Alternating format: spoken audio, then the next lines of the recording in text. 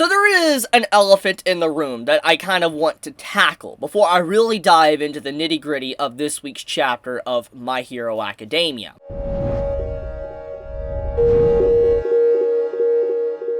For a while now, for about a week, I've been seeing a lot of talk of people saying that we're in the last arc of My Hero Academia and that the series is about to end. And with this constant talk circulating around My Hero Academia and how it's potentially going to be ending very soon, I decided to look into it, try to dive into it, see kind of why people are assuming this, and the only thing I could really dig up is that apparently in like a certain area in Japan, there was posters put to advertise that we're in the final act of My Hero Academia, and it shows like the All Might statue saying, "I am not here."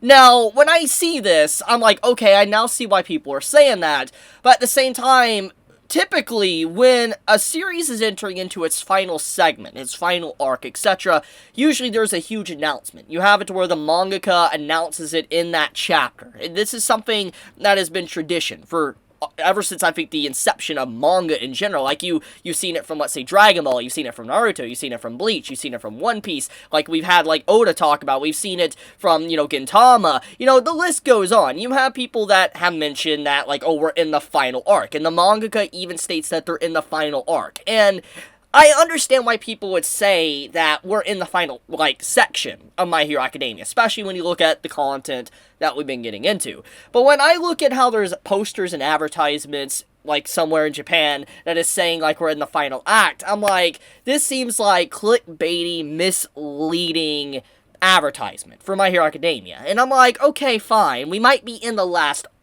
act, but I don't think we're in the last arc, because there is so much more to really dive into, which the latest chapter of My Hero Academia kind of clarifies, that there is just so much more going on, and it's not just, let's say, Shigaraki versus Izuku, you have the entire world of My Hero Academia getting involved in the story now, and I feel like, just, when I hear people talking about this, I feel like it's just a lot of rumor, and it's just going along with, like, oh, we feel like we're in the last part, but we're really not. But I just wanted to talk about it. I don't think this is the last arc of My Hero Academia because of just all of the stuff that's been continuously coming out about the story and how there's just so much more that is actually left to happen. Now, I could believe a part 2. I could definitely believe maybe like My Hero Academia comes to an end, and then there is like a time skip, and you have it to where like we have a whole new section of My Hero Academia. I could definitely believe that, because I've talked about this in the past, that technically My Hero Academia, it's no longer just, about My Hero Academia going to school. It's so much more going on within the story. So I feel like I could see a part 2, but I don't think it's the end of My Hero Academia.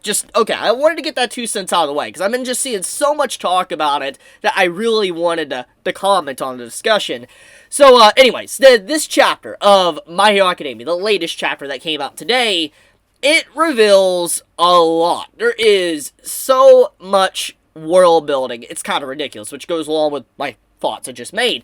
And the world building, one of the big things, obviously, everybody's going to be talking about is Star and Stripe. That was revealed at the end of the latest chapter. Just looking at the design in general, it's amazing. Like, I laughed. Like, I legitimately laughed when I saw the design, because it's like, nothing speaks an American hero than the stripes and the stars, and then also riding on a bomber plane, a stealth bomber. I'm just like, nothing really screams that, and I had to laugh. Like, I legitimately laughed so hard. I was like, that is so stereotypical but funny, and I approve of it. I love it. And it's just like, it makes so much sense, because Horikoshi-sensei, he's a big fan of Western comics. This is something that we've all known. If you're a fan of My Hero Academia, you know how much of a fan Horikoshi-sensei is of American comics. He loves Batman, he loves Joker, he loves Superman.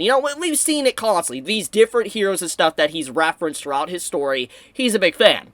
And just seeing how he finally has a very big hero, and the number one hero at that, in America, rushing to the aid of All Might and everyone else within My Hero Academia, is actually incredible. And I'm excited to see what's going to happen, because this really opens the door up for a whole new story arc for My Hero Academia, because it's no longer just about the heroes in Japan. You have the heroes around the world. And that's what this chapter does so well. There is so much world building because it's not just about Star and Stripe, the #1 American hero.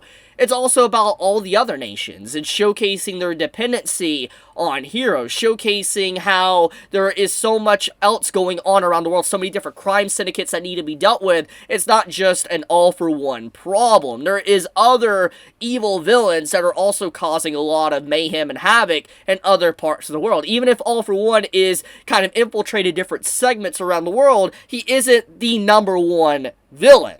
For instance, he's probably the #1 villain in Japan, or he is the #1 in Japan, but there is other villains that are probably on, like, a similar playing field as him. And I like that. I love the world building of this chapter. It's fantastic, and it's what I live for when it comes to different stories. I love the world building because it expands upon it. It makes you get immersed in the content.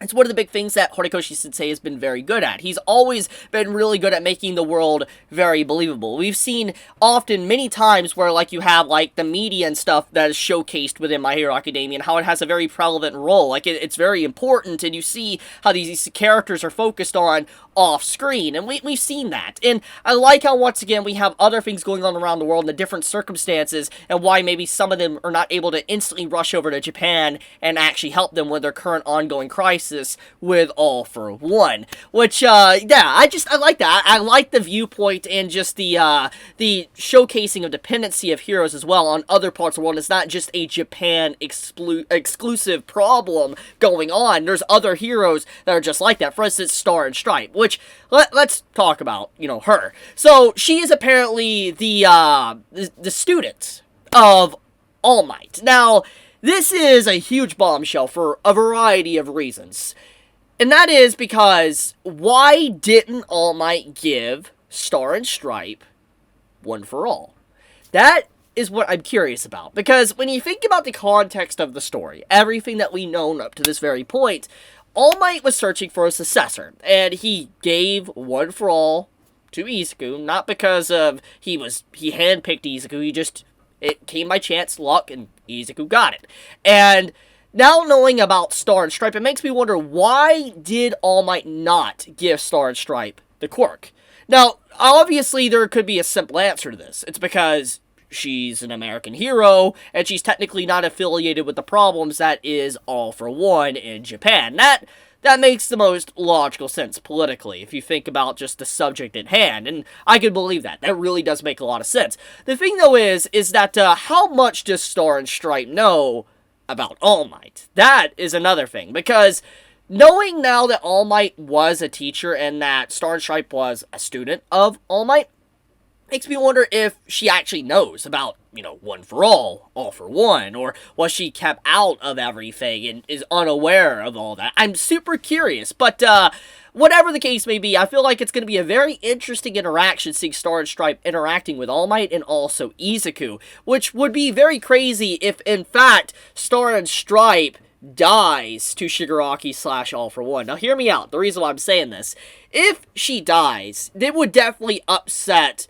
the power within the world, because, like, from what we found out within this chapter, is that other heroes are having to deal with their own thing in different parts of the world. So what would happen if America's #1 hero was to just die? Like, that would really disrupt the power balance in the world, and it wouldn't no longer just be, let's say, a Japan problem, it would be also an America problem. And you would see that the very things that happen in Japan, when All Might happen to step down, would also happen to America. And I do wonder if that is the direction Horikoshi-sensei is wanting to take, because All for One wants to disrupt everything. He doesn't want to just do Japan, he wants to do everything. So it's a worldwide problem, and I do wonder if that is the direction he's willing to kind of take the story towards. But there's other things, obviously, to discuss. Another thing, too, is getting Stain's type of, I guess, backstory, a little bit of how he left Tartarus and got away. I do like how there was so much clarification to that, because there was a lot of theories of how did he get away from Tartarus, how did he not get caught by All For One, and how, did he not get the information that he has on hand kind of peeked at by All For One. And I like how he was very subtle. He rushed to the main observation room to gather information. He got it, and he even respected the dying, police officer's wish, and he actually carried that, evidence, that information to someone he trusts, which was All Might. He isn't just black and white. He actually has some morally gray concepts, and we've known this for a while, but just seeing him carry that information to All Might and how it's something that makes so much sense of how that information was given and how he managed to obtain that information. It's so subtle, it's like I don't think anyone really thought about that. Like the radio waves of how the entire conversation between, All For One and Shigaraki were being made, just how that was done, how that information got leaked for their conversation. It's just so simple, but it would make sense that maybe, nobody would think to look for that or know about it until it was too late. And at this point, it's almost already too late to really intervene into Shigaraki's full recovery before he goes on his warpath against all the heroes, which that is a perfect segue to talk about. So, Shigaraki is apparently going to be completed in 3 days. 3 days. So that happy little music band get-together that Jiro wanted to do in the last chapter, not going to happen. If I had to assume anything, I'm going to assume that they're going to set up the band to do something, and Shigaraki and All For One are going to appear in the middle of it. That's what is probably going to happen, especially by the way this chapter is structured, because of just now knowing there's only 3 days away. If you factor in just getting everything ready, the equipment, setting up the stadium or the auditorium, whatever, practicing for what they want to do, it's going to take probably about 3 days. And I wonder if All Might is going to tell Izuku, or if he's going to keep it to himself. I mean, only Izuku at this point I think could really defeat Shigaraki, so I wonder if he's going to be let on, or if All Might's going to keep it to himself. Whatever the case may be, there's about to be a lot of stuff going down, and it's about to get very hectic, and the very feeling we got from the past few chapters, the calm before the storm, was definitely the calm before the storm, because the storm is arriving in just 3 days. So yeah, just wanted to say that this is a good chapter, and I cannot wait to see where Horikoshi-sensei takes it. Can't wait to see what Star and Stripe is capable of, and I'm glad to see so much world building. There is a lot that this chapter really offered us as fans of My Hero Academia. But I guess I'm going to leave it at that. You all have a wonderful day or night wherever you live. If you enjoy my content, please subscribe. If you like this video, please leave a like. With that, guys, be safe, stay healthy. Chibi out.